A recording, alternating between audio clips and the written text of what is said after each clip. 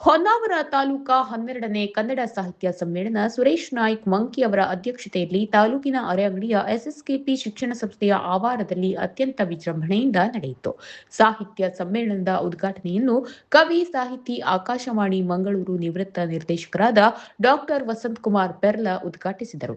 ನಂತರ ಮಾತನಾಡಿ, ಹೊನ್ನಾವರ ಕರ್ನಾಟಕದಲ್ಲಿಯೇ ಪ್ರಾಕೃತಿಕವಾಗಿ ನಯನ ಮನೋಹರ ತಾಲೂಕು. ಹೊನ್ನಾವರದ ಬಗ್ಗೆ ವಿಶೇಷ ಗೌರವವಿದೆ. ಸಾಹಿತ್ಯಿಕವಾಗಿ, ಸಾಂಸ್ಕೃತಿಕವಾಗಿ ಶ್ರೀಮಂತಿಕೆಯನ್ನು ಹೊಂದಿದೆ. ಕನ್ನಡ ಸಮಕಾಲೀನ ಇತಿಹಾಸ ಹೊಂದಿದೆ. ಪಂಪನ ಕಾಲದ ಬಗ್ಗೆ ವಿಶೇಷವಾಗಿ ನೋಡಿದಾಗ ಸಮಕಾಲೀನ ಇತಿಹಾಸ ಸಿಗುತ್ತದೆ. ರಾಜಕೀಯ, ಸಾಮಾಜಿಕ, ಆಡಳಿತಾತ್ಮಕ ಬೆಳವಣಿಗೆ ನಮಗೆ ಸಿಗುತ್ತದೆ. ಅಧ್ಯಯನಕ್ಕಾಗಿ ನಾವು ಕನ್ನಡ ವಿಭಾಗಿಸಿದೆವು. ಸಾಹಿತ್ಯ ತನ್ನೊಳಗೆ ಚಳವಳಿಯನ್ನು ಇಟ್ಟುಕೊಂಡಿದೆ ಎಂದರು. ಸಾಹಿತ್ಯ ಕ್ಷೇತ್ರ ಈಗ ಎಲ್ಲರಿಂದ ಅನಾಧಾರಕ್ಕೆ ಒಳಗಾಗಿದೆ. ಶತಮಾನದ ಇತಿಹಾಸ ಇರುವ ಕಸಾಪಾಗೆ ಉತ್ತರ ಕನ್ನಡದಲ್ಲಿ ಕಟ್ಟಡ ಇಲ್ಲ ಎನ್ನುವುದು ದುರಂತ ಎಂದು ಬೇಸರ ವ್ಯಕ್ತಪಡಿಸಿದರು. ರಾಜಕಾರಣಿಗಳ ಬೆನ್ನತ್ತಿ ಆದ್ಯತೆ ಮೇಲೆ ಭವನ ಮಾಡಿಕೊಳ್ಳಿ ಎಂದರು. ಗ್ರಂಥಾಲಯಗಳಿಗೆ ಪುಸ್ತಕ ಬರುತ್ತಿಲ್ಲ, ಜನಪ್ರತಿನಿಧಿಗಳಿಗೆ ಹೇಳುವ ಧಾರ್ಷ್ಟ್ಯ ತೋರಬೇಕು ಎಂದರು. ಶಾಲೆಗಳಲ್ಲಿ ಶಿಕ್ಷಕರ ನೇಮಕ ಆಗ್ತಾ ಇಲ್ಲ. ಇಂಗ್ಲಿಷ್ ಮಾಧ್ಯಮ ಶಾಲೆಯ ವ್ಯಾಮೋಹ ಯಾಕೆ ಬೇಕು? ಅದರಿಂದ ಲಾಭ ಇಲ್ಲ ಎಂದಾದರೆ ಬಿಡಬೇಕು ಎಂದು ನುಡಿದರು. ನಮ್ಮ ಆಡು ನುಡಿಗಳನ್ನು ಬೆಳೆಸಲು ಪ್ರಯತ್ನಿಸುತ್ತಿಲ್ಲ. ಪತ್ರಿಕೆಗಳು ಕನ್ನಡ ಉಳಿಸಲು ಹೆಚ್ಚು ಪ್ರಚಾರ ಮಾಡುತ್ತಿದೆ. ಇದು ಶ್ಲಾಘನೀಯ. ನಾವು ಮಕ್ಕಳಿಗೆ ನಮ್ಮ ಸಂಸ್ಕೃತಿಯ ಬಗ್ಗೆ ತಿಳಿಸುತ್ತಿಲ್ಲ. ನಮ್ಮ ಬದುಕಿನ ಬಗ್ಗೆ ತಿಳಿಸಲು ಆಗದ ಹಂತದಲ್ಲಿದ್ದೇವೆ. ಇದರ ಬಗ್ಗೆ ಆತ್ಮಾವಲೋಕನ ಮಾಡಿಕೊಳ್ಳಬೇಕು. ಹೊನ್ನಾವರ ಎಂಬುದು ನಮ್ಮ ಕರ್ನಾಟಕದಲ್ಲಿಯೇ ಅತ್ಯಂತ ಸುಂದರವಾದ, ಪ್ರಾಕೃತಿಕವಾಗಿ ಸಂಪದ್ಭರಿತವಾದ, ನಯನ ಮನೋಹರವಾದ ಒಂದು ತಾಲೂಕು. ನನಗೆ ಹೊನ್ನಾವರವನ್ನ ಮರೆಯುವುದಕ್ಕೆ ಸಾಧ್ಯವಿಲ್ಲ. ಇಲ್ಲಿನ ಪ್ರಕೃತಿ, ತುಂಬಿ ಹರಿಯುವ ಶರಾವತಿ ನದಿ ಮತ್ತು ಎಲ್ಲಕ್ಕಿಂತ ಮುಖ್ಯವಾಗಿ ಹೊನ್ನಾವರ ಅಂತನ್ನುವ ಹೆಸರೇ ಬಂದಿರೋದು ಕಾಳು ಮೆಣಸಿನಿಂದ. ಅಂದರೆ ಅದು ಹಿಂದಿನ ಕಾಲದಲ್ಲಿ ವಾಣಿಜ್ಯ ಬೆಳೆಯಾಗಿತ್ತು. ಹೊನ್ನಿನಂತಹ ಒಂದು ವಾಣಿಜ್ಯ ಬೆಳೆ ಕಾಳು ಮೆಣಸು.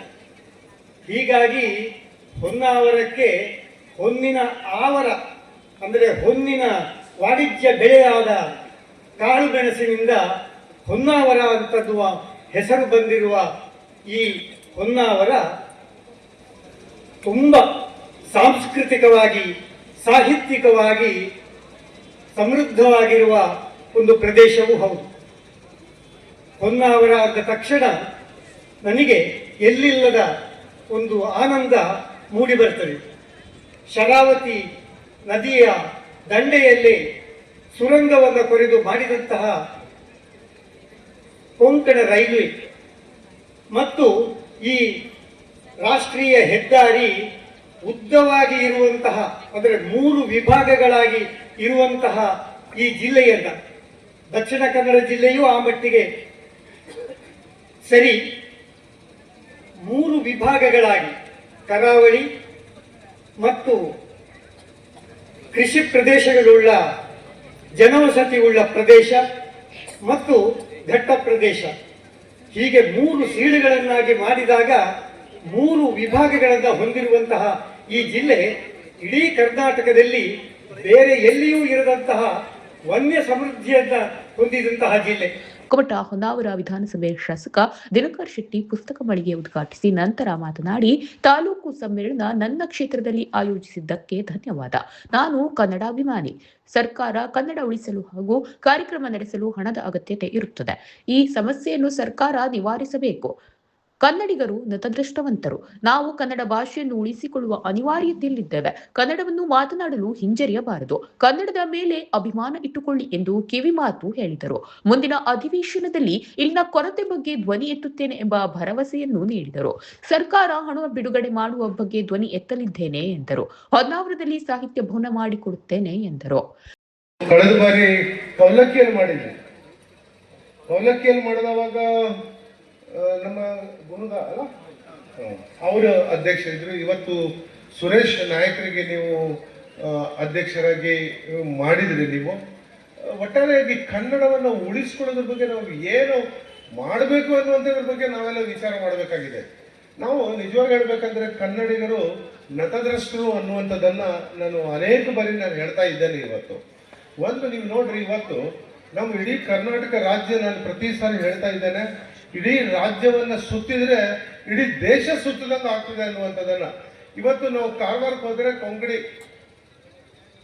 ಕೊಂಕಣಿ ಭಾಷಿಗರು ಅಲ್ಲಿ ಜಾಸ್ತಿ ಇದ್ದಾರೆ. ಬರ್ರಿ ಒಂದು ಸೀಟ್ ಕೊಡಿ. ಸಮ್ಮೇಳನಾಧ್ಯಕ್ಷ ಸುರೇಶ್ ನಾಯ್ಕ್ ಮಾತನಾಡುತ್ತಾ, ಹೊನ್ನಾವರಕ್ಕೆ ಹಲವು ಐತಿಹ್ಯವಿದೆ. ಜಾನಪದ, ಹಬ್ಬ ಹರಿದಿನಗಳ ಹಾಡು, ಸುಗ್ಗಿ, ಇತರೆ ಪ್ರಕಾರಗಳು ಈ ತಾಲೂಕಿಗೆ ಉಸಿರಾಗಿದೆ. ತಾಲೂಕಿನ ಪ್ರವಾಸಿ ತಾಣ, ಕಲೆ, ಸಂಸ್ಕೃತಿಯ ಬಗ್ಗೆ ವಿಸ್ತಾರವಾಗಿ ಮಾತನಾಡಿದರು. ಸಾಹಿತ್ಯ ಲೋಕವು ಜನರಲ್ಲಿ ಆಸಕ್ತಿ ಬೆಳೆಸಬೇಕು. ಗ್ರಂಥಾಲಯದ ಬಗ್ಗೆ ಒಲವು ಮೂಡಿಸಬೇಕು. ತಾಲೂಕಿನ 29 ಗ್ರಾಮ ಪಂಚಾಯತ್ಗಳಲ್ಲಿ ಗ್ರಂಥಾಲಯ ಬಂದಿದೆ. ಓದುವ ಹವ್ಯಾಸ ಜನರಲ್ಲಿ ಹೆಚ್ಚಾಗಬೇಕು ಎಂದರು.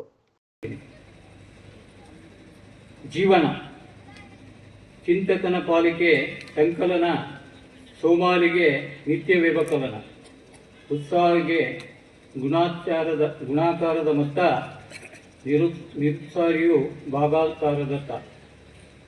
ಹೊಸ ಚಿಂತನೆ ಜೀವನದ ಪಯಣದ ದಾರಿಗೆ ನಿತ್ಯೋತ್ಸವ ನೀಡುತ್ತದೆ. ಸಾಹಿತ್ಯ, ಸಾಂಸ್ಕೃತಿಕ, ಧನಾತ್ಮಕ ಚಿಂತನೆ ಮಕ್ಕಳೊಂದಿಗೆ ಬೆರೆತು ಮಗುವಾಗಿ ಕಲಿತು ಅದಮ್ಯ ಆತ್ಮವಿಶ್ವಾಸದಿಂದ ಬೆಳೆದು ಬಣಸಾಳೆ ಸ್ನೇಹಿತರ ಬಳಗದ ಸಾಮಾನ್ಯ ಸೇವಕನಾಗಿ ಸಾಮಾಜಿಕ ಮತ್ತು ಶೈಕ್ಷಣಿಕ ಕ್ಷೇತ್ರದಲ್ಲಿ ಅರ್ಪಿಸಿಕೊಂಡು ಹೊನ್ನಾವರ ತಾಲೂಕಿನ 12ನೇ ಸಾಹಿತ್ಯ ಸಮ್ಮೇಳನದ ಸರ್ವಾಧ್ಯಕ್ಷನಾಗಿ ತಮ್ಮ ಮುಂದೆ ನಿಲ್ಲಲು ಹರ್ಷವಾಗುತ್ತಿದೆ. ಈ ಸಂಘಟನೆಯಲ್ಲಿ ಅರ್ಪಣಾ ಭಾವನೆಯಿಂದ ಕನ್ನಡ ನುಡಿತೇರಿಗೆ ಸೇವೆ ಎಂಬ ಕಾಣಿಕೆ ನೀಡಿದ ಹಿರಿಯರಿಗೆ ಹಾಗೂ ಕನ್ನಡ ಅಭಿಮಾನಿಗಳಿಗೆ ನಿಮ್ಮ ಸುರೇಶ್ ನಾಯ್ಕನ ವಂದನೆಗಳು. ಸುಮುಖಾನಂದ ಜಲವಳ್ಳಿಯವರ ಎಳೆಮಿಂಚು ಕವನ ಸಂಕಲನ, ಅಪ್ಪನ್ ಮಕ್ಳೇ ಕೇಳಿ ಪದಗಳು. ಇಡಗುಂಜಿ ಪ್ರೌಢಶಾಲೆಯ 9ನೇ ತರಗತಿ ವಿದ್ಯಾರ್ಥಿ ನಿಶಾಂತ್ ನಾಯ್ಕ್ ಮಹಿಮೆ ಬರೆದ ನನ್ನ ನೆಲದ ಕತೆ, ರಾಮಗೊಂಡ ಅವರ ಕ್ರಾಂತಿವೀರ ಕಾನೂರು ಕೋಟೆಯ ಚೆನ್ನಗೊಂಡ ಪುಸ್ತಕ ಬಿಡುಗಡೆಗೊಳಿಸಲಾಯಿತು. ಉಪನ್ಯಾಸಕ ಪ್ರಶಾಂತ್ ಹೆಗಡೆ ಮೂಡಲ್ಮನೆ ಪುಸ್ತಕ ಪರಿಚಯಿಸಿದರು. ವೇದಿಕೆಯಲ್ಲಿ ಹೊಸಕುಳಿ ಗ್ರಾಮ ಪಂಚಾಯತ್ ಅಧ್ಯಕ್ಷ ಸುರೇಶ್ ಶೆಟ್ಟಿ, ನಿಕಟಪೂರ್ವ ಸಮ್ಮೇಳನಾಧ್ಯಕ್ಷ ಹೊನ್ನಪ್ಪಯ್ಯ ಗುನ್ಗ, ಸಾಹಿತಿ ರೋಹಿದಾಸ್ ನಾಯ್ಕ್, ಕ್ಷೇತ್ರ ಶಿಕ್ಷಣಾಧಿಕಾರಿ ವಿನಾಯಕ್ ಔದಾನಿ, ಜಿಲ್ಲಾ ಗೌರವ ಕಸಾಪ ಕಾರ್ಯದರ್ಶಿ PR ನಾಯ್ಕ್, ಜಿಲ್ಲಾ ಗೌರವ ಕಸಾಪ ಕೋಶಾಧ್ಯಕ್ಷ ಮುರ್ತುಜಾ ಹುಸೇನ್, ತಾಲೂಕಾ ಪಂಚಾಯತ್ ಕಾರ್ಯನಿರ್ವಾಹಕ ಅಧಿಕಾರಿ ಪುಟ್ಟೇಗೌಡ, ಅಧ್ಯಕ್ಷ MG ನಾಯ್ಕ್, ಪತ್ರಕರ್ತರ ಸಂಘದ ಅಧ್ಯಕ್ಷ ವಿನಾಯಕ್, ತಾಲೂಕು ಶಿಕ್ಷಣಾಧಿಕಾರಿ ಜಯಶ್ರೀ ನಾಯ್ಕ್, ತಾಲೂಕು ಗ್ಯಾರಂಟಿ ಯೋಜನೆ ಅಧ್ಯಕ್ಷ ಗೌಡ, ವಿನೋದ್ ಅಣ್ವೇಕರ್ ವೇದಿಕೆಯಲ್ಲಿ SSP ಶಾಲಾ ವಿದ್ಯಾರ್ಥಿನಿಯರು ನಾಡಗೀತೆ ಹಾಡಿದರು. ಕಸಾಪ ತಾಲೂಕಾಧ್ಯಕ್ಷ SH ಗೌಡ ಸ್ವಾಗತಿಸಿದರು. ಕಸಾಪ ಜಿಲ್ಲಾಧ್ಯಕ್ಷ BN ವಾಸರೆ ಆಶಯ ನುಡಿಗಳನ್ನು ಮಾಡಿದರು. ಸುಧೀಶ್ ನಾಯ್ಕ್ ನಿರೂಪಿಸಿದರು. ಗಜಾನನ್ ನಾಯ್ಕ್ ವಂದಿಸಿದರು.